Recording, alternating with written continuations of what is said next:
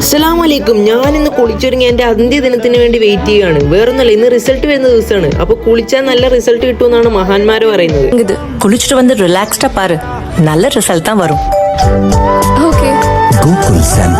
Result നോക്കാനുള്ള അത്യാവശ്യ കാര്യമാണ് രജിസ്റ്റർ നമ്പർ. ആ തേങ്ങ എനിക്ക് അറിയാത്തതുകൊണ്ട് തന്നെ ഞാൻ കഷ്ടപ്പെട്ട് ഈ ഹോൾ ടിക്കറ്റ് കണ്ടുപിടിച്ച് ഞാൻ അങ്ങനെ രജിസ്റ്റർ നമ്പർ കണ്ടുപിടിച്ചു. റിസൾട്ട് നോക്കാനുള്ള പല ലിങ്കിലും ഞാൻ കയറിയെങ്കിലും എനിക്ക് സാധനം കിട്ടിയില്ല. അങ്ങനെ ഒരു ചെങ്ങായി അയച്ച് ലിങ്കിൽ കയറിയാണ് ഞാൻ ഇപ്പൊ നോക്കുന്നത്.